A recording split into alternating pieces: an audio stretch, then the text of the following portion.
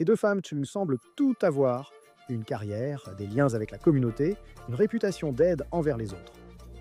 Mais aujourd'hui, Tara Johnson, directrice exécutive d'une maison d'espoir en Floride, et Christina Taylor, associée d'une compagnie d'assurance à Lakeland, font face à des accusations criminelles après avoir prétendument envoyé des images sexuellement explicites d'un homme à sa nouvelle petite amie. C'est une histoire de jalousie, de vengeance et de la manière dont la vie privée peut être exposée et détruite à l'ère numérique. Nous enquêtons sur cette affaire avec Law and Crime. Je suis Chris Stewart.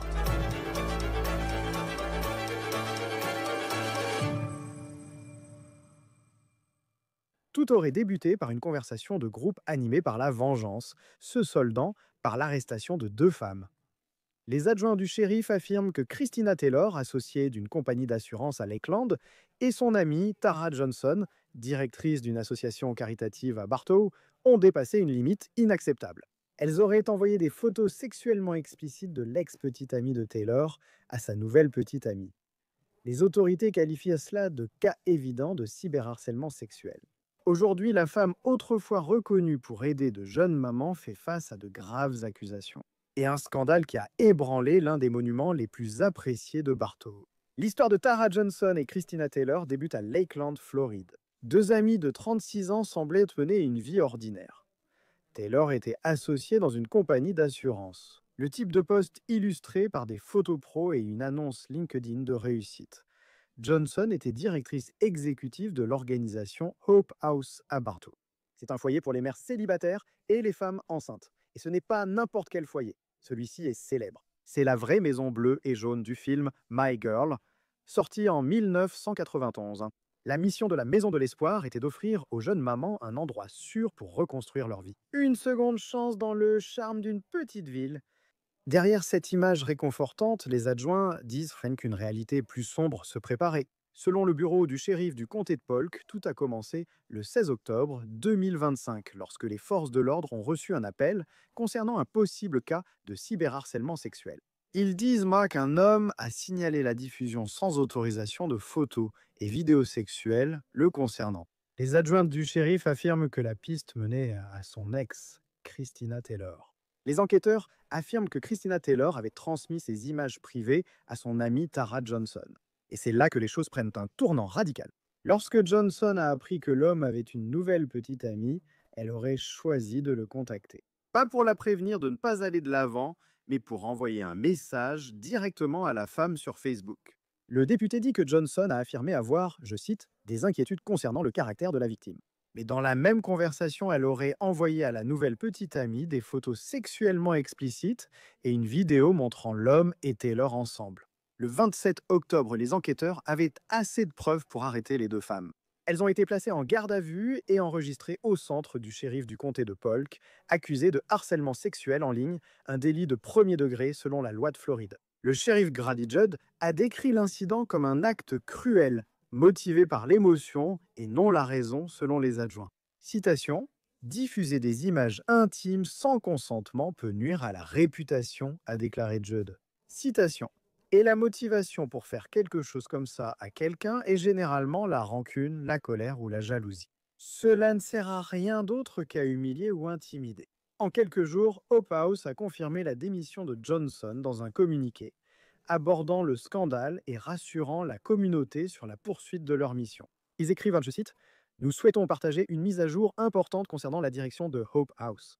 Après des années de services remarquables, notre directrice exécutive, Tara Johnson, a démissionné pour raisons personnelles. Nous la remercions de tout cœur pour ses contributions inestimables à notre mission de soutenir et d'accompagner les mères primipares et leurs bébés. Ensemble, nous irons de l'avant, déterminés à servir chaque maman, chaque bébé, chaque jour. Merci de votre soutien et de vos prières pour Maison de l'Espoir. Prenons un peu de recul. Avant que Maison de l'Espoir ne fasse la une pour de mauvaises raisons, voyons ce qu'elle devait être. Si vous avez grandi début 90, vous vous souvenez sûrement de My Girl, le film doux amer avec Macaulay Culkin, Anna Chlumsky et Dan Aykroyd. Et la maison bleue et jaune emblématique, où de nombreuses scènes ont été tournées, se situe à Bartow, en Floride. Selon Fox Trace Tampa Bay, en 2022, une association locale appelée Hope House l'a achetée. Le projet était de transformer l'ancien décor de la maison funéraire du film en foyer pour mères célibataires. Un programme résidentiel de 12 mois, où 6 futures mamans pourraient vivre, apprendre et se préparer à la vie après la naissance. Les suites ont été rénovées avec nurserie, nouvelle salle de bain et soucis d'accessibilité, incluant un rez-de-chaussée pour les mamans à mobilité réduite. La directrice Tara Johnson en était le visage. Elle a déclaré à Fox 13 l'an dernier: nous savions que c'était la maison de My Girl en l'achetant. Nous aimons évidemment le film et l'histoire qu'elle incarne.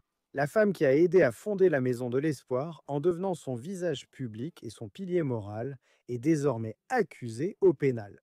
Nous accueillons maintenant l'avocat défenseur des victimes, Daniel Zalkovich. Merci d'être avec nous sur Law and Crime. C'est incroyable que des gens fassent prétendument cela et partagent ces photos explicites alors qu'ils ne sont certainement pas censés le faire.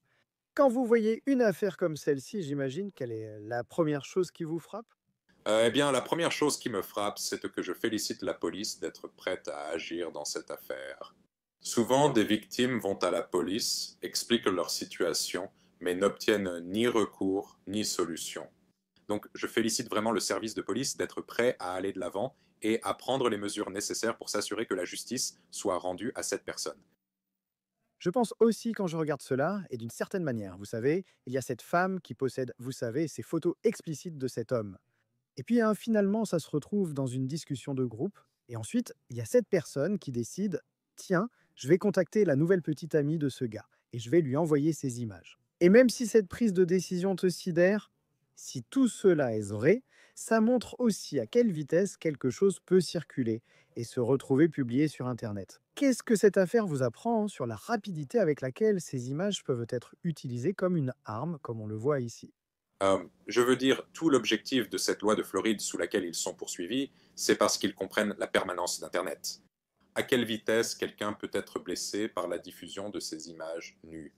À New York, c'est considéré comme une violence domestique, car nous reconnaissons le préjudice. La nouvelle loi fédérale dépend aussi de la loi sur la protection des femmes, car il s'agit d'une forme de maltraitance et de violence fréquente. Avec cela, parce qu'ils sont toujours accusés, et vous savez, il serait facile de regarder ça et de se dire que ce n'est qu'un délit mineur. Et je sais que la peine pourrait aller jusqu'à 1 an de prison, une amende de 1 000 $. Et quand on voit le terme délit mineur, on pense que ce n'est pas si grave que ça. Pourquoi cela n'est-il pas un crime? Bonne question. De nombreux défenseurs des victimes militent pour que ces actes soient criminalisés afin de renforcer les chefs d'accusation. Malheureusement, en raison du conflit avec le premier amendement et parce qu'il y a eu beaucoup de résistance lors de l'adoption de ces lois, la plupart des États les ont classés comme des délits mineurs. Parce que je pense aussi, je veux dire, comme nous le savons tous, et c'est ce que nos parents nous répètent depuis que, vous savez, Internet a commencé à exister, et Facebook, c'est juste, une fois que cette image est en ligne, vous n'avez aucune idée d'où elle va. Et il se peut que vous ne puissiez jamais la supprimer d'Internet. En tant que défenseur des victimes, je demande quel préjudice une telle affaire peut causer à une victime. Or, ces affaires ont des répercussions et des dommages à vie sur les victimes. La majorité de nos clients reçoivent un diagnostic de stress post-traumatique. Ils reçoivent un diagnostic de troubles anxieux généralisés. On pense qu'une image publiée sur Internet y demeure à jamais. Nos clients font face chaque jour à la peur que cette image réapparaisse sans cesse. Malheureusement, ce cas est très similaire. La façon dont les victimes découvrent que leurs images ont été partagées, c'est parce qu'un tiers va les contacter et leur dire « j'ai tes images nues ». Souvent, des menaces telles que la divulgation à l'employeur, la famille ou les amis sont associées. Ils craignent constamment que, même virtuellement, quelqu'un les reconnaisse sur cette image, et qu'ils viendront ensuite les aborder dans un bar ou sur leur lieu de travail. Donc il y a cette peur constante, encore et encore, d'être blessé parce que quelqu'un a décidé de violer vos droits à la vie privée. Nous avons une femme qui s'appelait Christina Taylor. Donc, elle sort avec la victime dans cette histoire, puis ils se séparent. Elle possède les photos explicites. Elle partage cette photo dans une discussion de groupe avec une femme nommée Tara Johnson. Et Johnson, il semble que c'est vraiment elle qui met les deux en danger légalement ici, simplement parce qu'elle sort de cette discussion de groupe pour en parler. Mais comment la loi considère-t-elle ce qu'a fait Johnson en contactant quelqu'un qu'elle ne connaît pas et en partageant cette image? Comment la loi juge-t-elle les actes de Christina Taylor qui affirme avoir partagé la vidéo avec une amie et y apparaître elle-même? C'est donc en fait une situation de fait très intéressante dans ce cas. Vous avez raison de dire que apparemment l'ex-petite amie a partagé ses vidéos ou images sexuellement explicites avec son ami. Assez ironiquement, en lisant l'acte d'accusation, il semble que l'ex-petite amie apparaissait elle-même dans ces vidéos. Donc elle les partage avec son ami. L'amie affirme ensuite qu'elle avait des inquiétudes concernant l'ex-petite amie. Qu'elle croyait ou non qu'ils étaient encore en couple, je ne sais pas. Elle a ensuite contacté la nouvelle petite amie sur Facebook et a commencé à lui envoyer ses images ou vidéos par message. C'est intéressant car les deux parties ont été inculpées, ce qui est rare, l'ex-petite amie et l'ami. La raison principale est que la loi reconnaît clairement un harcèlement sexuel en ligne dans cette affaire. Selon la loi, cela se définit comme le fait de partager l'image intime de quelqu'un, alors que cette personne avait droit à la vie privée et ne s'attendait pas à ce que cette image soit divulguée à qui que ce soit d'autre. Cependant, cela devient un crime lorsque vous partagez cette image avec une intention malveillante, dans le but de nuire réellement à la personne qui apparaissait nue sur cette image, et je ne sais pas. Je pense que dans ce cas, il y a beaucoup de choses que nous n'avons pas encore vues. Je pense que les procureurs auront du mal à prouver que l'ex-petite amie a partagé cette image avec son ami dans l'intention de nuire à son petit ami. Et puis, je suppose que l'autre prévenue, mademoiselle Johnson, va plaider le contraire. Non. J'essayais juste d'aider la nouvelle copine à lui montrer qui était son petit ami. Je pense qu'il y aura bien plus de preuves à venir. Je suppose que les messages textes dans lesquels ces images ont été partagées sont bien plus odieux et vicieux que ce que mademoiselle Johnson veut bien laisser entendre. Pour les victimes, si l'affaire va au procès, quelle est la probabilité que la vidéo soit montrée au jury? En pratiquant, nous évitons de la montrer au jury. Nous expliquerons tout et chercherons le consentement de l'accusé. Nous avons interrogé les jurés qui ont répondu « Nous sommes des adultes ». Nous imaginons que ce qu'il y a dans cette vidéo, c'est ce que vous nous dites qui va s'y trouver. Donc en fait, nous ne voulons pas la voir. Selon moi, un avocat de la défense ne devrait pas imposer la diffusion de cette vidéo. Ils verront alors à quel point c'est intime et privé. La plupart du temps, le procureur tentera de faire admettre à l'accusé qu'il s'agit d'une vidéo intime et se concentrera sur l'intention. Malheureusement, les avocats de la défense pénale essaieront de faire honte aux victimes en les poussant à montrer leurs vidéos intimes à un jury composé de leurs pairs. Il se peut que cela doive être révélé. Pour moi, c'est une erreur et ne devrait pas arriver. Et je pense aussi que, et nous ne savons pas qui est la victime. Vous savez, il faut protéger sa vie privée. Ils n'ont pas demandé, vous savez, à être impliqués. Dans aucun de ces cas, aucune des victimes ne demande à être impliquée dans cela. Mais soudain, votre vie privée, vos relations passées et présentes, ainsi que les discussions à votre sujet, seront évoquées au tribunal, même si la vidéo n'est pas montrée. Quel type d'impact voyez-vous que ces affaires de revenge porn ont sur les victimes que vous représentez? Oui, c'est une invasion continue de la vie privée et cela reste vraiment nuisible à l'avenir. D'abord, il y a les images, puis ce qu'on vous fait subir, et devoir constamment revivre encore et encore le fait que quelqu'un ait violé votre vie privée à ce point. Je dirais que dans ce cas, la victime est en quelque sorte un tiers. Il y a beaucoup de situations où les clients se sentent justifiés de raconter leur histoire à un jury, de raconter leur histoire à un juge, et de laisser un juge statuer en leur faveur parce qu'ils ont réellement été lésés, car beaucoup d'entre eux subissent ce phénomène de blâme de la victime où d'autres personnes leur disent « c'est vous qui avez pris ces vidéos au départ ». Vous ne devriez donc pas vous attendre à une vie privée raisonnable. Comment avez-vous vu les jurys réagir à cela? Parce que je ne pense pas que quelqu'un qui siège dans un jury voudrait qu'une image de lui comme ça soit partagée sur Internet.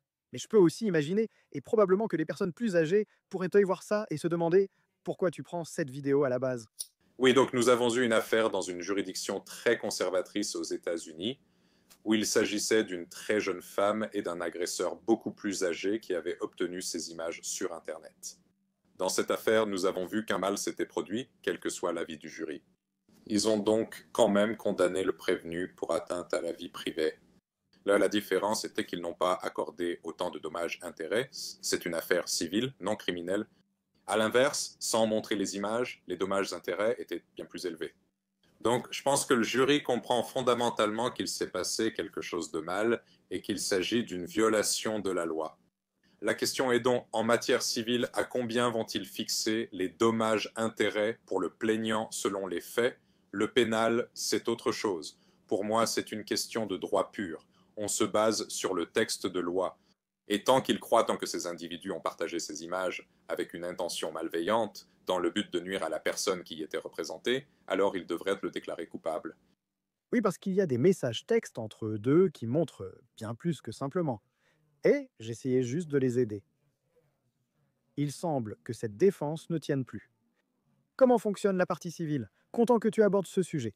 Comment cela va-t-il se passer puisque l'affaire pénale suit son cours? Cela pourrait être simple. Comment ça se passe généralement quand il s'agit des procédures civiles? Donc la procédure civile reflète normalement la procédure pénale. Il existe une stratégie pour décider d'attendre la fin de l'affaire pénale ou de poursuivre en justice simultanément. Très souvent, vous n'allez pas engager une action en justice exactement au même moment que la procédure pénale avance. Parce que vous ne voulez pas donner à la défense un moyen de discréditer votre client. Et vous ne voulez pas que la défense puisse dire à votre client la seule raison pour laquelle vous portez des accusations pénales, c'est parce que vous voulez obtenir plus d'argent dans l'affaire civile. Maintenant, le code pénal de la Floride est identique au code civil. Donc, dans ce code, il prévoit en fait des recours civils. Mais très souvent, et la meilleure option, c'est d'intenter une action en justice en vertu du nouveau code fédéral, qui est le 15 United States Code 6851. Vous faites cela parce que, contrairement au code pénal et civil qui exige de prouver l'intention de nuire, selon le code fédéral, il suffit de démontrer l'absence de consentement pour partager vos images. Après cela, une clause de dommages-intérêts s'applique. Le gouvernement fédéral prévoit au moins 150 000 $ si quelqu'un diffuse vos images intimes sans consentement. 150 000 $, c'est une belle somme à recevoir dans un tel cas. C'est certain!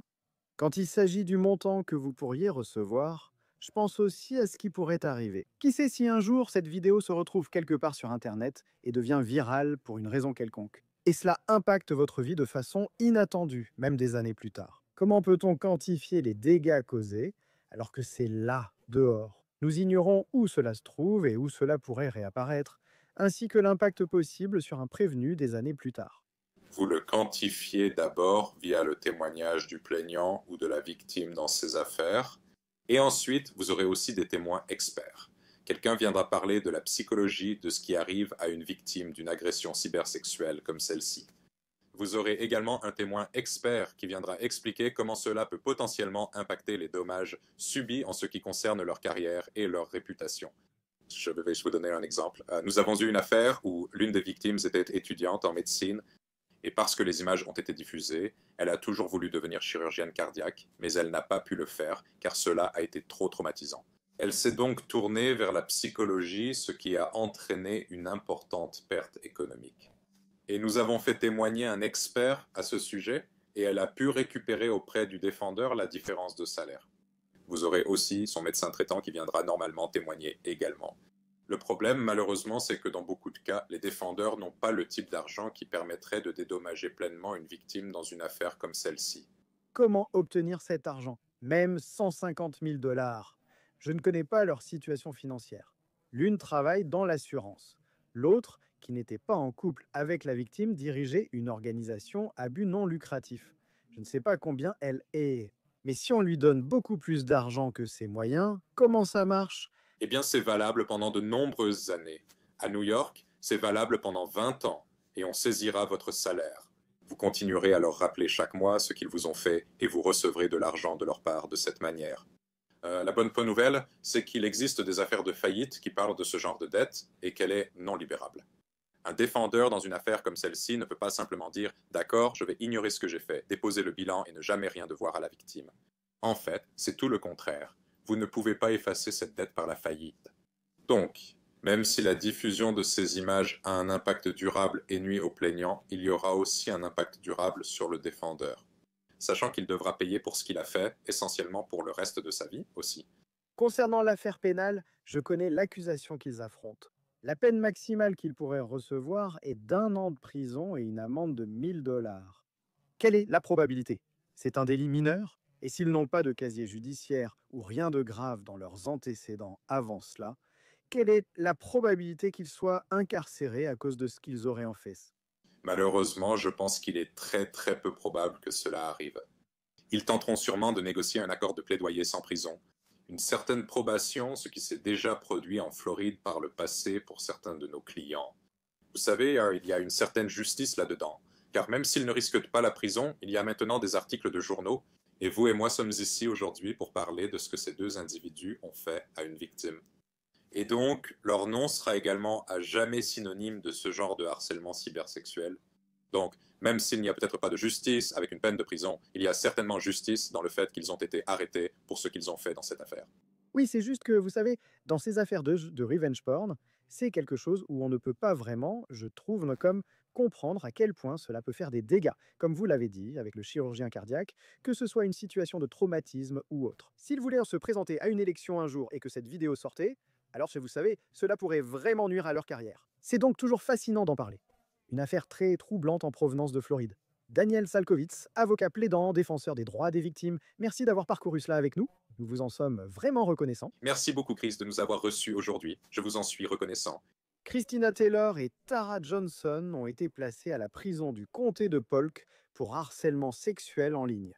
Elles ont ensuite été libérées sous caution de 1 000 $. En cas de condamnation, cette accusation peut entraîner 1 an de prison, de probation ou une amende de 1 000 $. C'était l'affaire présentée par Law and Crime. Abonnez-vous à notre chaîne YouTube et Spotify, Chris O'Sewart. Nous vous retrouverons la prochaine fois.